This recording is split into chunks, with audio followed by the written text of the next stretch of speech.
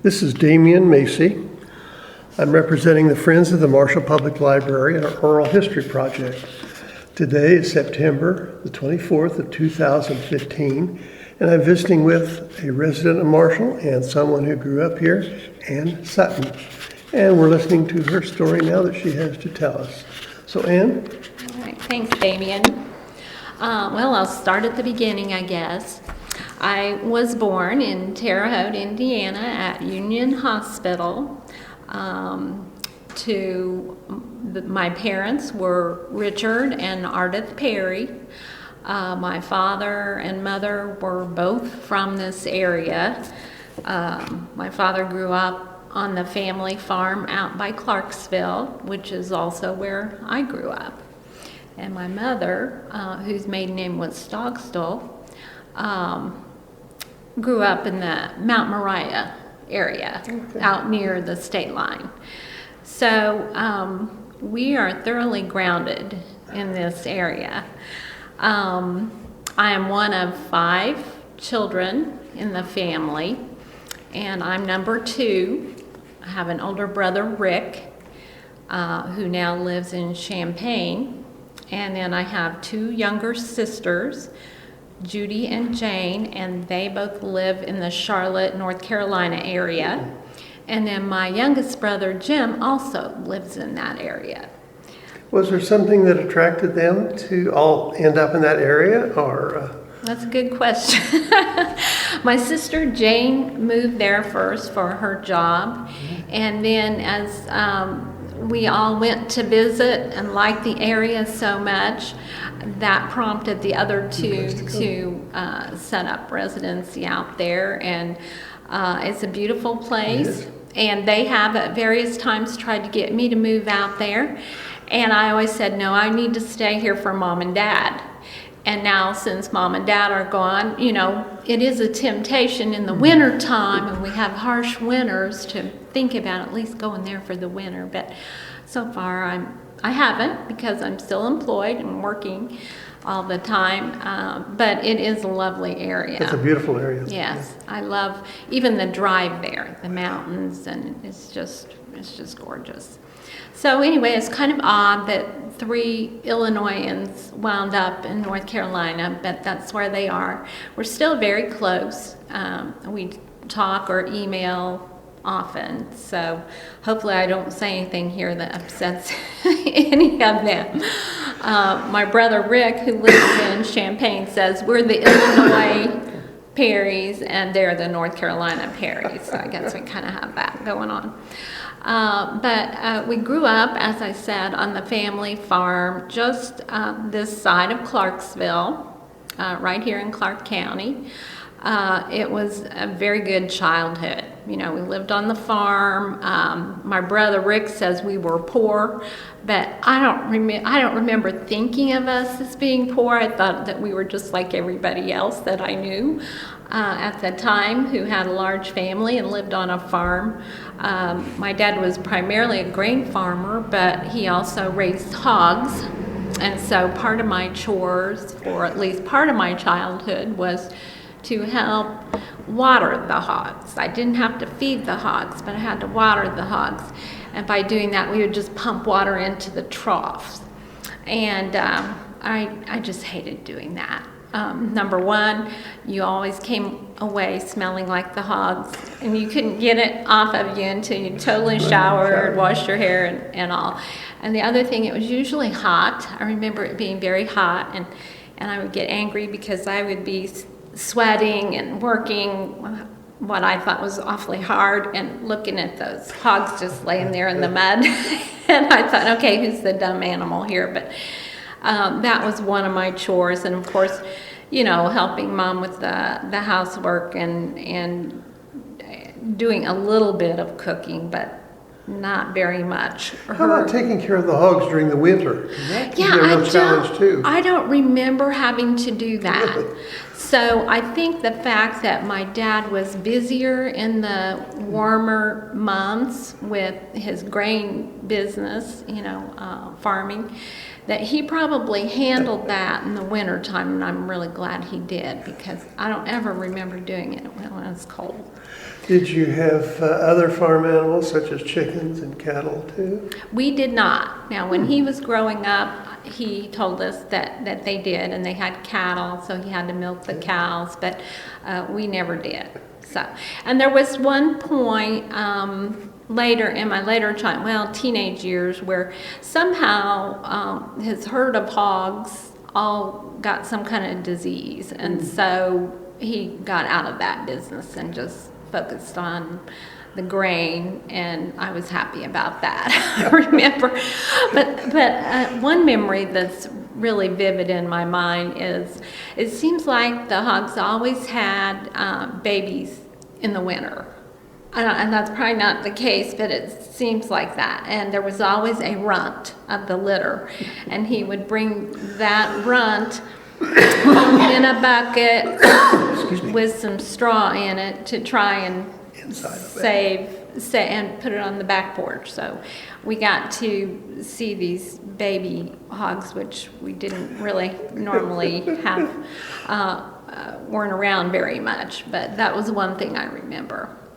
Living on the farm, did you have a pet? We almost always had a dog. I didn't ever get very close to our pets because they were typical farm dogs. You know, you didn't tie them up, you know, you didn't leash them. We didn't have fences and gates around our house, so they would just run all over. And ultimately, they would wind up getting killed on the highway, which is not a good thing. So it would have been better if we had had a fenced-in backyard for them or something. And my dad never wanted, aside from bringing the little hogs in, he never wanted animals in the house, so we never had indoor pets. And usually there was a stray cat around too, but never any indoor pets. So even today, I don't have pets, and I think that was just, that's just the way I grew up. And I know a lot of people are really close to their pets, but that's just not something that we did. So, when you were going to school as a youngster, did you come into town to school, or? Yes, we didn't have a country school at that time. Okay. I started school in kindergarten at the Ohio building, which is now Central Administration. And then I went to South School through sixth grade. And then, of course, junior high and high school here in Marshall. And, of course, being at South School, we were mostly the country kids went to South School. Teachers that stood out in my mind, I remember just loving Mrs. Shade. She was my fourth grade teacher, and I liked them all, of course, but was that Myrtle Shade? Myrtle. She was just such a sweet lady, and I remember being in her class the day we heard about JFK being shot. So that was in everyone's memory. That's where I was at that time. So that would have been fourth grade for me. And then another teacher that stood out was Mrs. Tingley, Margaret. She was my sixth grade teacher. We did move around, so we had Mrs. Beals and Mr. Grubb as well, but she was my homeroom teacher. And the odd thing about that was her daughter, Linda, was always my best friend growing up all through school. In fact, we even lived together in college. So it was a little strange being in a classroom with Linda and her mother as the teacher, and a lot of the kids always thought that she got special attention, but she didn't, because she was always very smart. She was always like the smartest kid in the class, and that's another thing that always bugged me, because even though she was my best friend, she always got 100% on all her tests, and I usually got about a 96 or 8 or something like that. She Pretty close. She always beat me though. So I love going to school here. I think we had many good teachers throughout the years. One person that really stood out in high school with me was Mrs. Meehan in the business department. I would say she was instrumental in kind of instilling an interest in business with me. And I felt like she was really a good teacher. But there were a lot of good teachers. Let's see. My husband and I started dating in high school. Okay. He was a senior and I was a junior. And when he graduated, he went to the University of Evansville on a football scholarship. And then we still continued dating, like when he would be home on breaks and stuff. And then after I graduated, I went to Eastern Illinois University in Charleston. That's the furthest I've ever been from home, 30 miles or so. We still continued to date on holidays and when we were both in town, and of course ultimately married. But my degree at Eastern was elementary education, and I graduated in December of 1975, early actually, and I wanted to live in Marshall. I wanted to come back to my hometown. At that time, Ron had already graduated from Evansville, and he was working here at Velsico as a shift supervisor. And I guess I had the idea that one day he and I would get married and we would raise a family here in Marshall. So I had the idea that I wanted to stay in Marshall, and he's probably the main reason. Although don't tell him I said that. And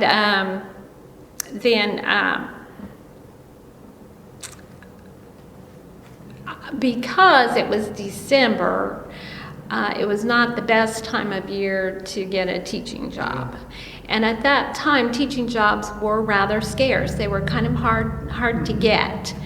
And I remember that the philosophy of the administration here in Marshall at that time was they really didn't like to hire local people as teachers. And so anyway, I started working at the bank temporarily until I could get a teaching job here in Marshall. And now, almost 40 years later, I'm still at the bank. And that is First Financial Bank now. When I first started working there, it was First National Bank of Marshall. Mm-hmm. And it was in the old building down here across from the courthouse that is no longer there. There's a little city park there now. The person that hired me was Gary Shively, and he and his wife Yvonne are still residents here, I believe. No? They moved? No, Yvonne has had some serious health problems. She had a stroke. It's probably been about 2 years ago now. They rented from us. Oh, okay. One of our houses for 20-some years. Well, I knew the and house, she but I could didn't just know simply could not negotiate stairs, and they're in a retirement home in Paris. Okay, did not know that. Thank you for enlightening me on that. But Gary was quite a character to work for, and I certainly enjoyed working for him at the time. And then, I just continued to stay at the bank. I did interview some for teaching positions for, a couple of years after that, and did not secure those positions, so I just stayed at the bank. And it's been a really good career for me. Over the years, I have gotten several,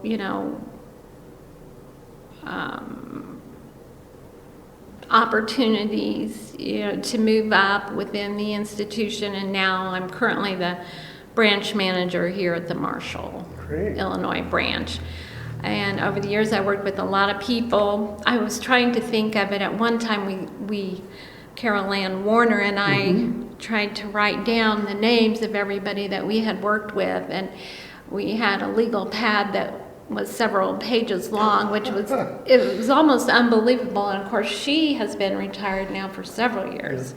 And I have failed to keep that list up. But there there are really probably 100 names, that could be on the list. And you don't realize it until you start putting them down on That's paper. right, that's right. But 40 years has gone very quickly, I have to say, and just about every day someone will say, "Are you still there? I thought you retired." And I say, "No, I'm still there."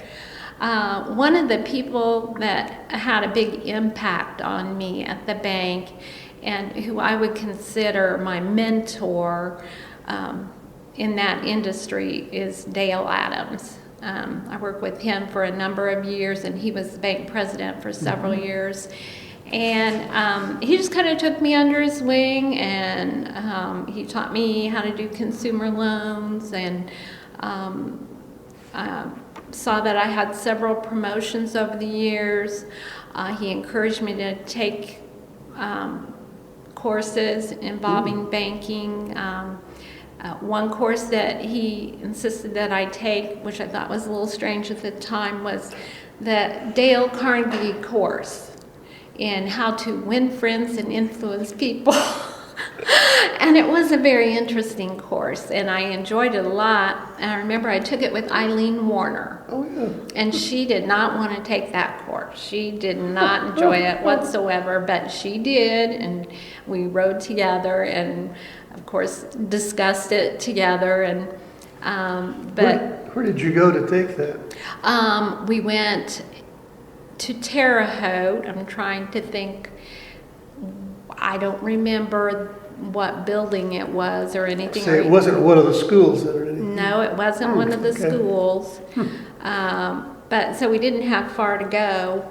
But it was a very interesting course. And every now and then I'll still think of something that I learned there. And one of the things that has come in handy many, many times throughout my career is just the sentence, "I have a problem and I need your help."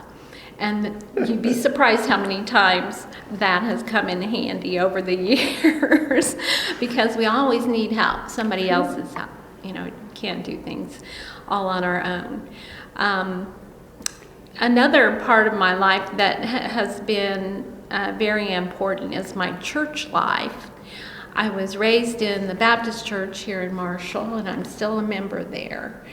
And my parents were very faithful members there. My dad led the singing. That's what they used to call it. Now they call it like a worship leader, but he led the singing, and he kind of mentored Travis Sparrow, so that Travis is now our worship leader. And I have been involved somewhat in the music, in the choir, and things like that. But my faith is a very important part of my life. I just feel that I've been very blessed throughout the years to have been raised in this town and in the family that I was raised in. And going back just a minute to school, did you have a favorite subject? English was my favorite subject, which sounds kind of strange, but I remember, and that's another funny thing, it's kind of left me now. It's not so important anymore, but I remember I used to be kind of a grammar snob. I was very interested in making sure that I spoke correctly, and if someone else didn't use correct grammar, I kind of looked down on that. But I remember another thing about Gary Shively. He used to call me the English teacher, because if he had something that he wanted written out, a letter, memo, he would have me do it. So he called me the English teacher. And so at one time I thought about actually being an English teacher, in secondary education, but wound up in the elementary instead. Was there anything back in school or in person that said, maybe you'd be a good person to work in the bank? Or did that completely? No. Never happened. Well, one thing that I left out about that is my mother worked at the bank at the time. I can't believe I almost forgot that, because she worked there for 25 years. And that's really how I got the job, is she knew there was a need for a receptionist at the bank, and so she mentioned it to the boss, and he said, yeah, that'd be great. And so I went in for an interview and was hired as a receptionist. And since then, I've done a lot of different jobs in the bank. I've been a consumer lender. I have been the secretary to the president, the secretary to the board of directors. I was cashier of the bank. I don't know if you knew at the time that, Wayne Evans was another person I worked with for many years, and he had been cashier, which a lot of people don't know what that is in a bank, but you're kind of in charge of the bank's finances, their investments and things like that. So it was the equivalent of a VP, vice president position. So after he retired, I was promoted to that position. And I worked with student loans, I've worked some with marketing, and now I'm branch manager. So I've been able to do a lot of different things.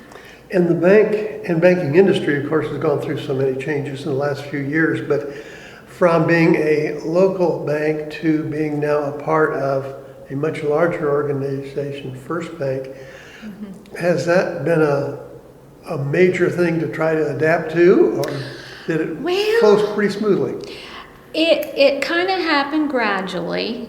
I think they bought us in '94, which it doesn't seem possible that it was that long ago, but I think it was. And at first, they didn't make us a branch. We were still our own little bank, unit bank, and they owned us. And so pretty much all our procedures stayed the same. And so just little by little, things started to change as people retired. Maybe they didn't replace that position. And because I think at one time we had about 24 total employees there at our location when we were our own bank. But then as a lot of those functions became backroom functions that could be handled at the operations center, and as people left, they didn't come in and fire people, and that was a good thing. But as people retired or moved on to other jobs, they would move those tasks to a more centralized. And so it's been pretty gradual and fairly painless, but it just continues to change so rapidly that's getting hard for me to keep up. Yeah, and the main thing is technology and regulation.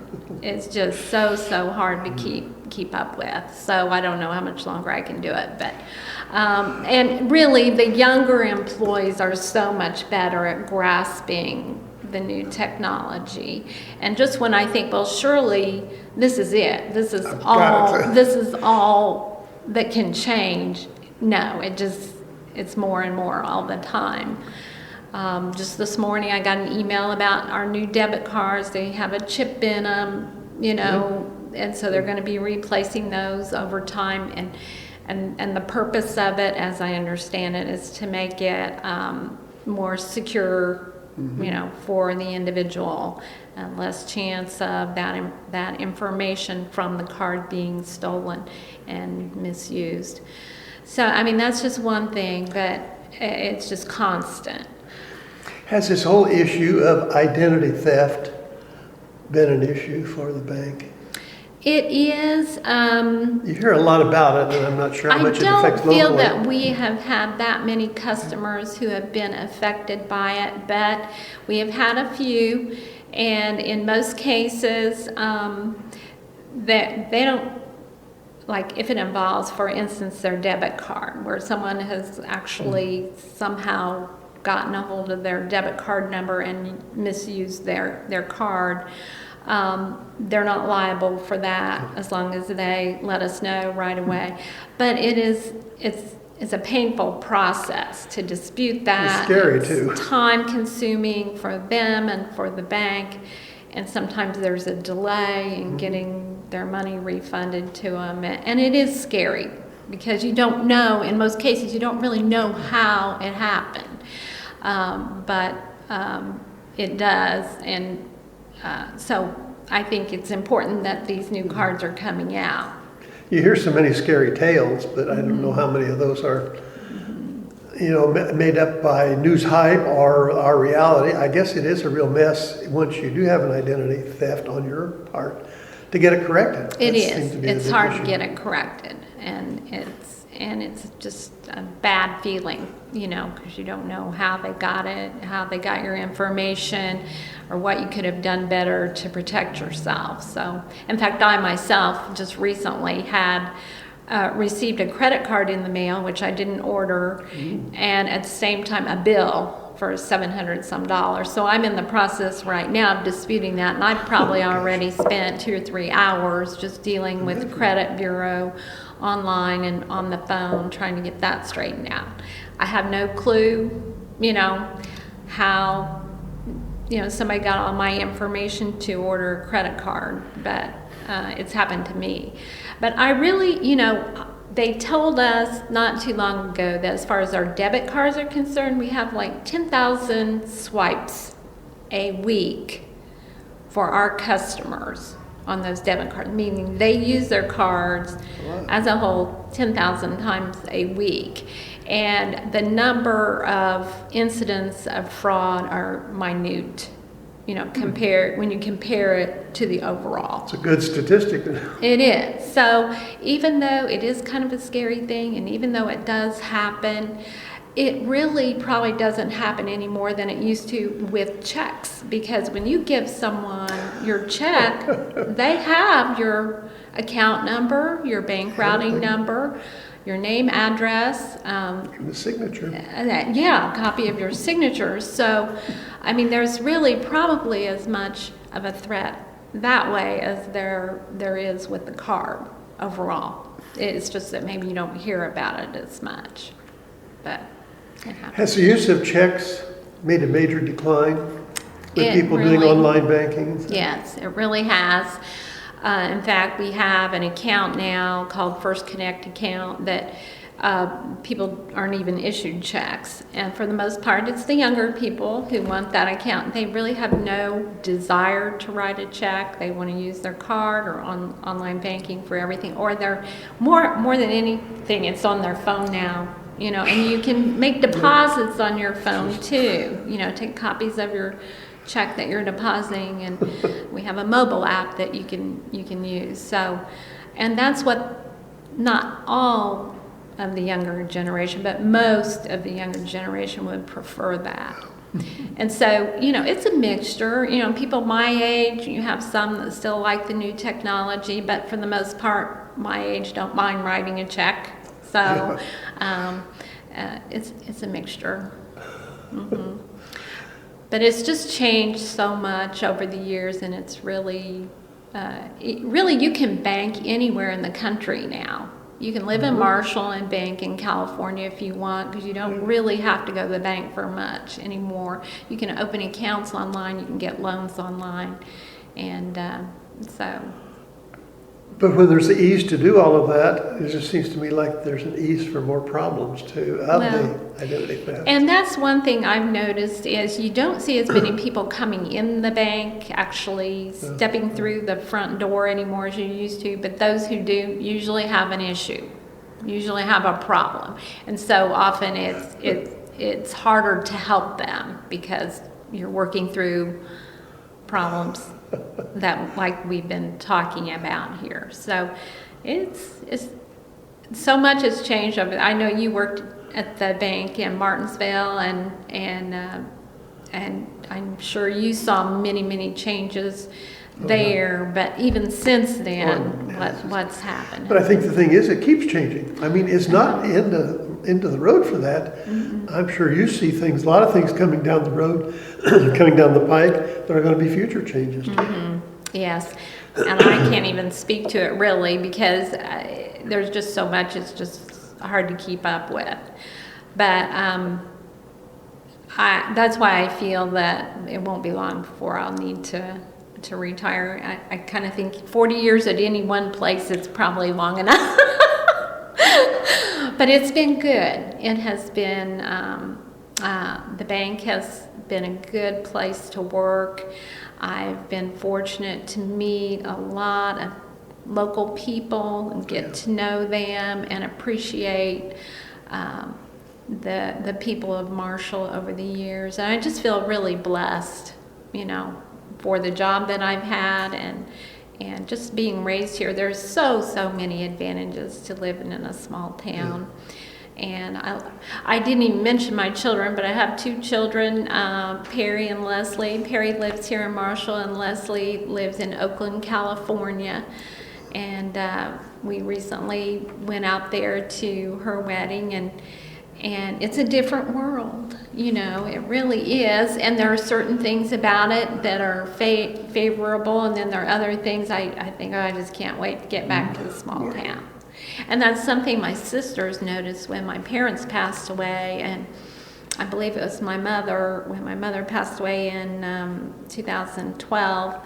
Of course, they came back home for that, and I remember we were out at Crossroads Cafe, and we were having dinner one evening, and just so many people came up to the table to offer their condolences, and many of them knew not only me, but they knew my siblings from when they were children, and they're just astounded by that every time they come back, that people still know them, and very often they unfortunately you can't figure out who that is. But I remember that day we left the restaurant and someone had paid our bill, and of course we didn't even know it, and they didn't tell us who it was. And my sister Jane just said, you just don't see that where we live. In the cities. And it's really true. And the traffic in the cities just keeps getting worse and worse. I mean, it's heavy in Marshall sometimes too, but nothing like the city. Well, my daughter for quite a while worked in San Francisco, which is not very far from Oakland, but her commute was at least an hour each way every day, and that was one of the main things she didn't like about her job. And that adds 2 more hours to your workday. Exactly. So, and it was just standstill traffic. So, San Francisco is a lovely town, and it's a fun place to go and visit, but I definitely wouldn't. And the cost of living too is through the roof out there as well. And that's another thing about the small town, the rural environment. Maybe our pay scales here are nothing like they are in the big city, but also our cost of living is reasonable. Stretch it out a little farther. Reasonable. And my commute to work has always been about 5 minutes. Can't argue with that. No, you can't beat that. So. Well, it sounds like then you're pretty well convinced that Marshall in a small town is the place to be. Have you ever thought, what would have happened if I had taught school? I have. In fact, that conversation came up a few times when my children were growing up. And I always envied the teachers at Christmas time because they had that Christmas break. And banking, you don't get a Christmas break. I mean, it's a retail establishment, and, you work on Christmas Eve, at least till noon. And I always wanted to be off, the week of Christmas with my kids. And so I would say to them, maybe I need to go back and get a teaching job. Or how about from June to August? Too? And that too. Yeah, when you consider the number of hours, and I realize that teachers put in a lot more hours than just, say, 8 to 3 every day. I do know that.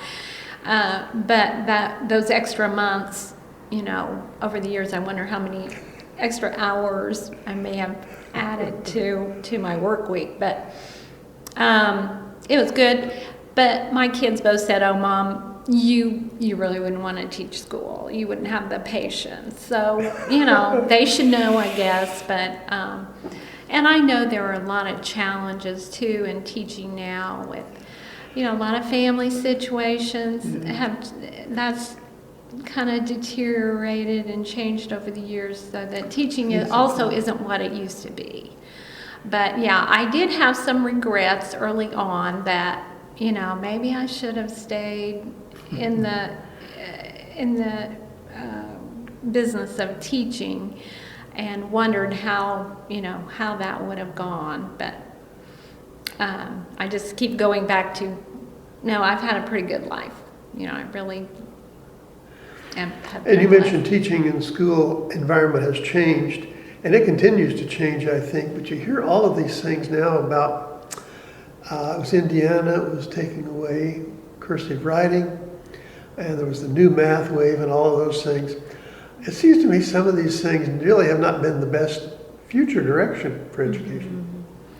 Well, we could argue that, I think.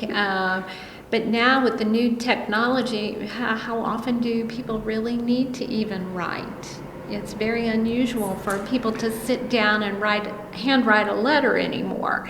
And I even see that now when we open a new account at the bank, we have a signature pad, like when you go into the store and use your credit card, they have you sign the receipt on this little signature pad. We have that same thing at the bank. But very often people sign their names, and if I didn't know who that person was sitting in front of me, I would not know whose signature that was. You can't read them. So I do appreciate people who have really good penmanship, because there is kind of an art to it. Oh, yeah. And I'm a southpaw, so I never felt like I had very good handwriting, but I try to make it legible at least. But yeah, so many things have changed in education as well. So. Would you ever think about going back to teaching at this point? One thing I have thought about doing is, if I retire, maybe substituting, but I don't think I would want to make it a full-time thing. But I might do a little substituting if I qualify. I don't even know what the qualifications are anymore. So it sounds kind of like maybe you're thinking about winding down to that point of retirement then? Before 40 years is a wonderful career path. I think before too long I will, yes. I just think it's time, times have changed, and it's a new generation. I find that working with much younger people presents challenges besides just the learning the technology. It's different mindset, and I'm an old fogey. That's all I can say. I've gotten to that point where You're just a kid. I feel that way. Well, thank you. I appreciate that. But that's pretty much my story. Is there a person somewhere back in your education or even later that really influenced you?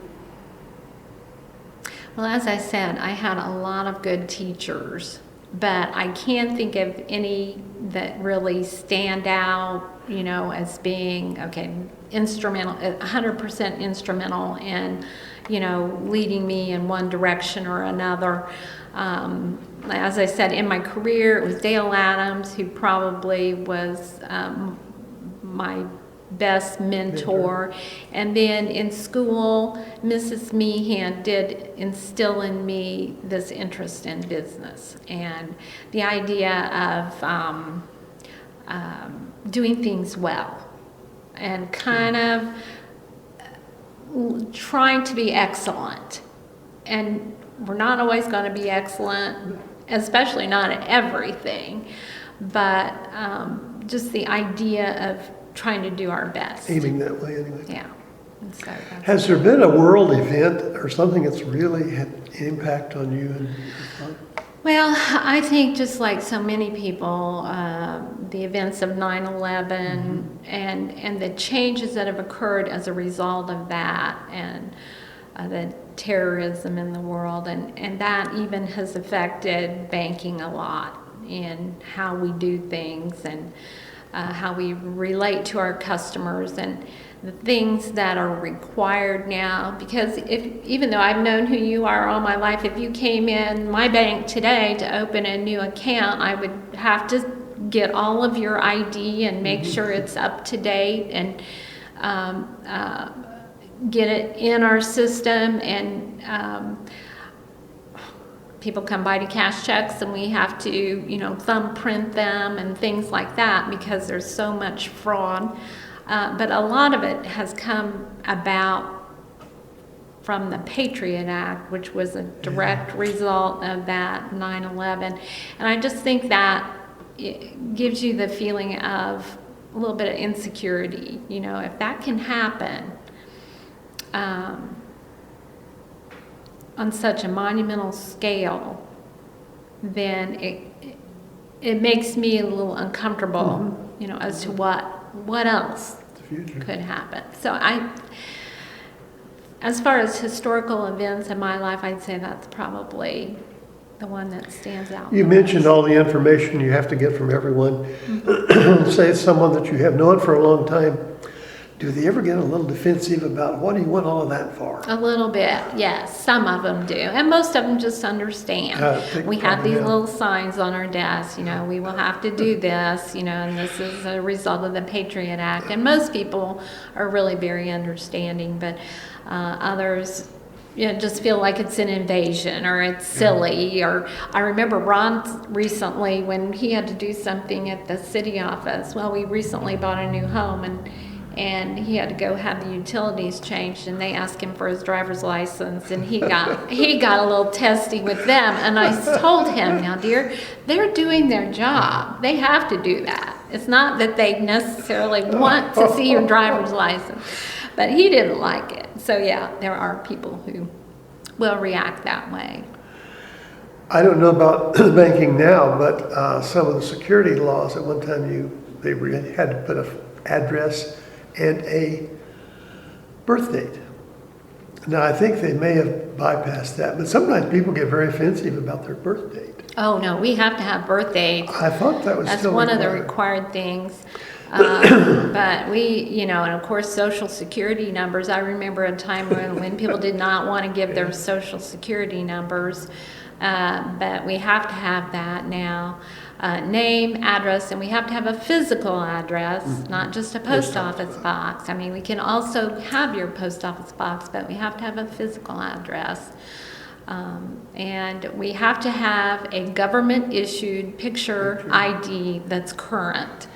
So, if someone's has expired and they haven't renewed it, we can't open an account for them. So, or maybe they can't have a driver's license. They still have to have a state-issued ID card. Even if they have $1 million check, they're ready. Exactly. So. With the, and again, it goes back to a change in banking. And I can remember at one time, 12% interest rates were not uncommon for CDs. And by gosh, now they're fractional. And I think even less than probably 1%. Maybe if you go out farther enough, you may get 1%. What has that done as far as the influence of people who may have been, quote, living on their interest? Well, it's been a real challenge for a lot of people. And I feel for those people who really did count on their interest for part of their living expenses. And how they have really overcome that, I can't say. I wonder. But yes, I like you, I remember that time. Well, as a matter of fact, John Revelle was our president when interest rates suddenly spiked up to, and I'm trying to think what year that would have been. And I think Jimmy Carter was president. Probably been in the 80s. And I remember him sitting some customers at my desk and say, okay, we're going to do a CD for them, which, is an investment instrument, and we're going to give them 15%. Where for years, and I'm sure you remember this, if you had a 4-year CD, your interest rate was 7.25%. And if it was 2.5 years, it was 6% or 6.5%. So I mean, they were set rates for set terms.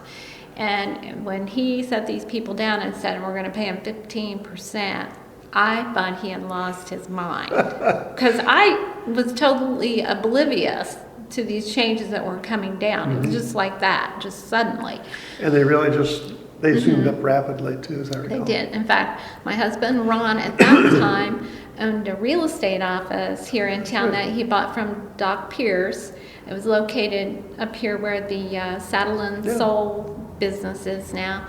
And it was a terrible time to be in real estate because interest rates were so high that you couldn't sell a home in Marshall and probably not anywhere Couldn't afford else. to buy one on the other side either. Right. So it was terrible. So he ultimately had to get out of that business, and he wound up going to work at the Illinois State Penitentiary down at Robinson when it opened up. And that was a good career for him. He's been retired about 5 years. But my point was that rates were so high that people couldn't afford to buy homes.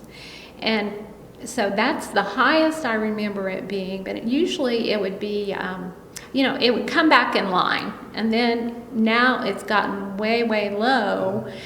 And I felt certain when that happened that it would turn around again, and the pendulum would swing back the other way. But I don't even know how long it's been like this, but it's been a number of years now that rates have been extremely low. In over 5 years, I think so. 6 or 7 now. I know the prime rate has been 3.25% now for a long, long time. And I really don't know when that's going to change, and the main reason that makes me think it's not going to change very soon is the fact that the U.S. government is the biggest payer of interest in the world.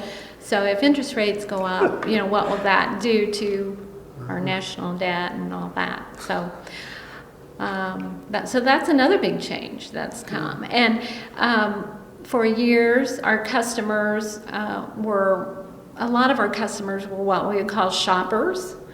Every time they had an investment come due, they would call all the local banks or even some of the Casey banks and county banks to see who was paying the highest rate, and whoever was paying the highest rate, they would take their money there for that term, whatever term they got. And at that time, we would sometimes match those rates in order to keep the business.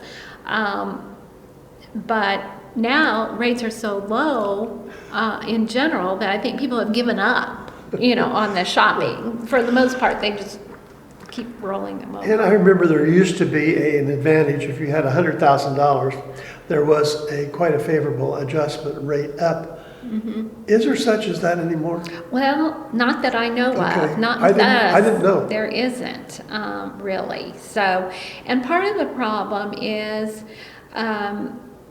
banks don't really need the deposits as much as they have at various times in the past, and the reason is you just don't have a real strong loan demand either.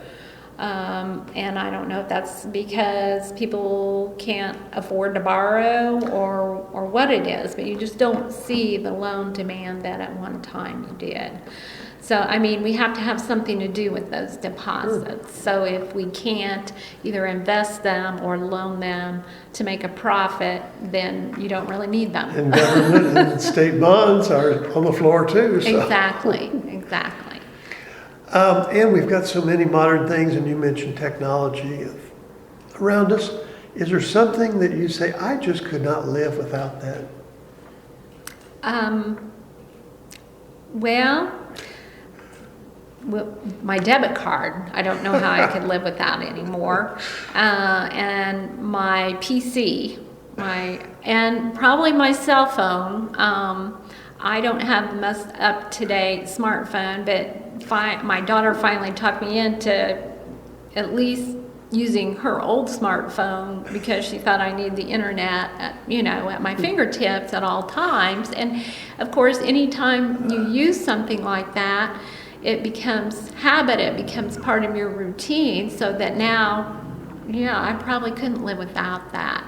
My wife and I both have cell phones, but they're the dumb phones. We can get a call and make one, and that's about all we need. And you're probably fine with that until you go to the smartphone, and then you realize you can't go back. Our son keeps saying, you really need one of those. You really ought to have one. With the change in technology, and that's one thing, you see so many people, they're so busy texting, or they've got the cell phone on their ear, they're almost oblivious to the people and the situations around them. Is this a healthy environment, you think? I don't think so. I personally don't like it. I would still prefer to talk to you Sure. than text you. And that's something I have a problem with at work sometimes with the younger women, because they would prefer to send me an email than to get up, from their desk and come ask me a question. And that's kind of a pet peeve of mine. And they're right over there. I don't like that. And so they know that. And sometimes they do it for my convenience, because maybe I'm working with a customer and yet they need to get a message to me, and I understand that. But no, the sitting next to someone and texting them instead of speaking, I don't get it. I don't either. But I know it's a phenomena that's going on, and probably it's not going to get any better. Probably not. Would be my guess, but you won't see me doing that. To me, it's still a struggle to text. I'm not very good at it. And I see people in say a retail store, and they're so busy on their phone or texting, they almost ignore the clerk that's trying to wait on them. That's and to true. me, it's rudeness. That is rude, and that's a rule we have at the bank. Our phones are to be put away, turned off and put away during banking hours. Every now and then, I have to remind somebody.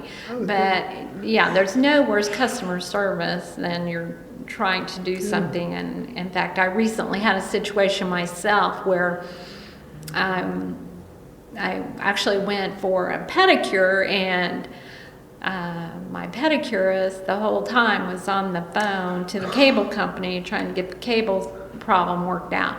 And I really didn't like it.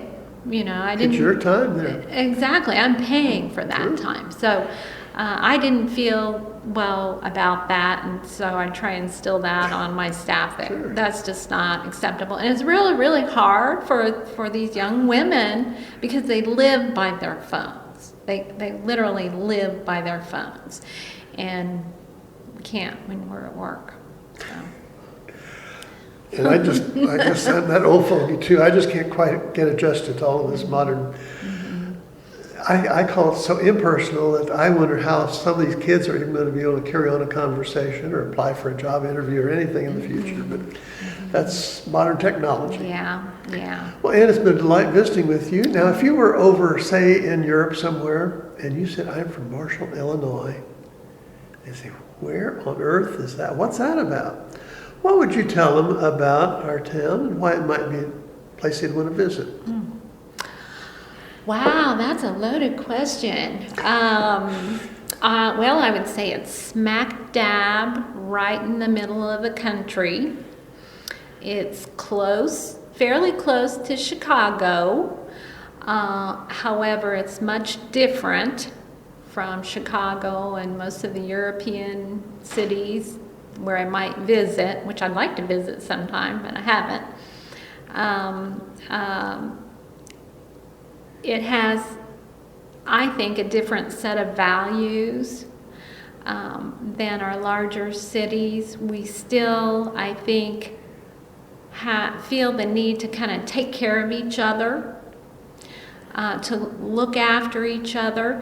And you can look at it in one of two ways. You can say, well, maybe you have nosy neighbors, and I've never felt that way, so don't think I'm saying that. Or everybody knows your business, which to a point is true, but on the other hand, they also know when you need help and are willing to help. And I think the atmosphere is so friendly. We know most people who've been here for a long time, although we're getting new people in the community too. And that I think it's just a comfortable place to be. I think of Marshall as being quaint, and I love the trees that we have. I like our small retail shops that we still have. We've got our Walmart, but we still have the small retail shops that I think give the town character. And I just think it has some Midwestern charm and values that you just don't see in the big cities. Visitors that we've had usually always comment on how clean and neat it is. It Looks like is. people take good care of It their is. properties. It's a beautiful town. So if you're looking at down the line here maybe of retiring and hanging it up, what might be your thoughts of, well, what am I going to do in retirement? My husband keeps asking me that because I really don't have hobbies. I gonna ask you do about that. some reading, but I just really don't. I've never had time for hobbies. But I think that I would like to do some volunteer work. I've never really been able to help at the Food and Clothing Bank. Maybe I can do that. Maybe I can do some substitute teaching. I hope to be able to do some traveling and, visiting family and that sort of thing. But I could see myself volunteering, spending some time. And there are also things that I could be helping more with church as well. Like when we have people pass away and we have funeral meals at the church, I've never really been able to help much with that other than to help maybe with the food, take some food, but to help serve and that kind of thing. I would hope I could do more of those things. You mentioned you had a daughter in California, I believe it is, and then you've got some in South Carolina. Have you recently made trips to those locations? We went to our daughter's wedding in May out in California. It was lovely. She got married at UC Berkeley in their botanical gardens, and it was just, the weather was perfect, which it almost always is there. They're having a drought, of course, now, which is a problem. But so we visited there, and we'll probably go once or twice a year as long as she lives in California. I have not been to North Carolina now for several years, but they keep asking me to come, and I can see myself doing that pretty soon. Did you drive out there or fly? I've done both, but I enjoy driving out there. Ron has never gone with me. That's a goal, to try and get him out there. It's hard to get him out of Marshall. Off the golf course now. He's taken up golf since he retired, and it's hard to get him out of town. But I hope to be able to get him to go to North Carolina with me before long. Seeing other parts of the country can make a great way to... It's just a beautiful drive. There's so many things out there to do. Now, of course, when we go to California, we fly, but I would like to drive there sometime too, and maybe make some stops along the way. Because I just have never really had a lot of time to travel, and so I hope we can do something. Retire, and you probably will. I hope so. The idea then is having enough money to do the traveling. So we'll see. Well, Ann, it's been a delight visiting with you. And you've covered a lot of things that I know people in the future, because this is really not for today or tomorrow, but it's oral history that somewhere someone's going to say, gee, I didn't know that about Ann. And is it available now on the internet, as I mentioned earlier? So we really appreciate you taking the time out of your schedule to have this interview with us. We appreciate it and want to say a big thank you. Thank you, Damien. Appreciate it. This